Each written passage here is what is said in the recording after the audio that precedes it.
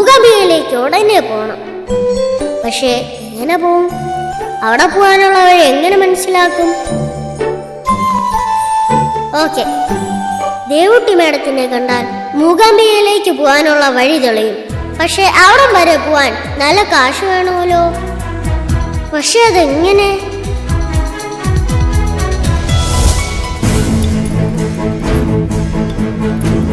ഇതെന്താ, യാമിനി ചേച്ചിയുടെ coin collection ആണോ? ഇത് കോയിൻ കളക്ഷൻ ഒന്നും അല്ല. ഇന്നലെ ഇവനെ തിരിച്ചു കിട്ടാൻ വേണ്ടി അമ്മ ഒരുപാട് നേർച്ച നേർന്നു. അതൊക്കെ നടത്താനുള്ള പൈസ ഇട്ട് വയ്ക്കാം. ഇവന്റെ സ്വഭാവം വെച്ച് നോക്കുവാണെങ്കിൽ ഈ കുടുക്ക് എപ്പോഴും നിറഞ്ഞു പൊട്ടിത്തെറിക്കുന്ന സമയമായി. അമ്മയുടെ കാശ് കൊടുക്കൽ പൈസ ഉണ്ടാവും. തൽക്കാലം അതും കൊണ്ടുപോയാൽ മൂകാംബിക വരെ പോവാൻ പറ്റും.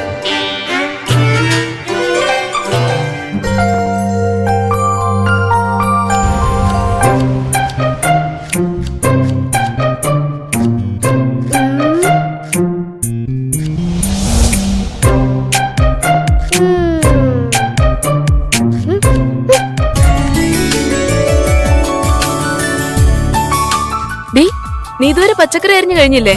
എനിക്ക് അമ്മയുടെ അത്ര സ്പീഡൊന്നുമില്ല. ഒന്ന് വേഗം ആകട്ടടി. സദ്യയൊക്കെ വെച്ചിട്ട് വേണം എനിക്ക് റെസിഡൻസ് അസോസിയേഷന്റെ ഓണാഘോഷത്തിന് പോവാൻ.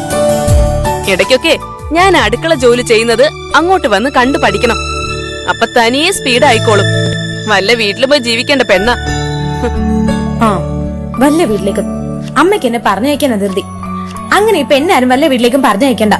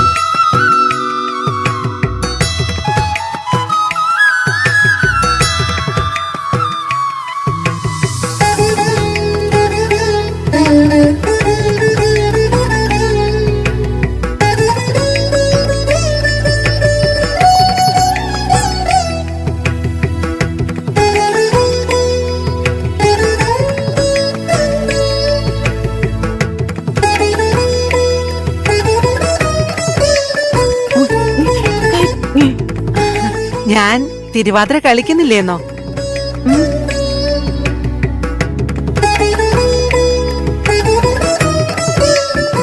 എന്റെ പൊന്നു മോളെ, പ്രായമൊക്കെ ആയില്ലേ? പണ്ടൊക്കെ കളിച്ചിരുന്നു. ഇപ്പോ ചുവടുകളൊന്നും പഴയതുപോലെ ഓർമ്മയില്ല. അതൊന്നും സാരമില്ല, ഇത് മത്സരമൊന്നും അല്ലല്ലോ. എല്ലാവരുടെയും കൂടി ഓണാഘോഷമല്ലേ, ചേച്ചിയും കളിക്കണം.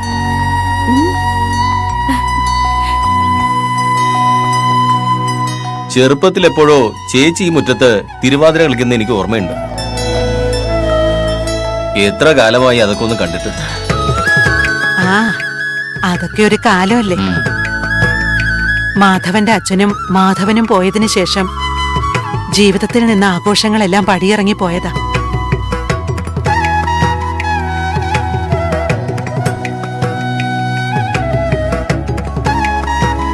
ഇപ്പോ ദേ ഈ ഉത്സാഹത്തോടെ നിൽക്കുന്ന തന്നെ ഇവനും ദേവൂട്ടിക്കും വേണ്ടിയാ.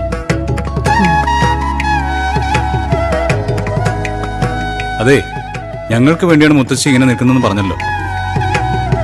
എങ്കിൽ ഞങ്ങൾക്ക് വേണ്ടി മുത്തശ്ശിയും ഇക്കുറി തിരുവാതിര കളിക്കണം.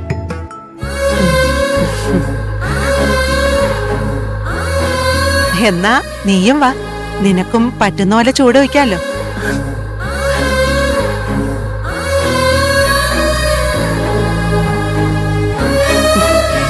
മുത്തശ്ശി ചെല്ല്, ഞങ്ങളൊന്ന് കാണട്ടെ മുത്തശ്ശിയുടെ തിരുവാതിര കളി.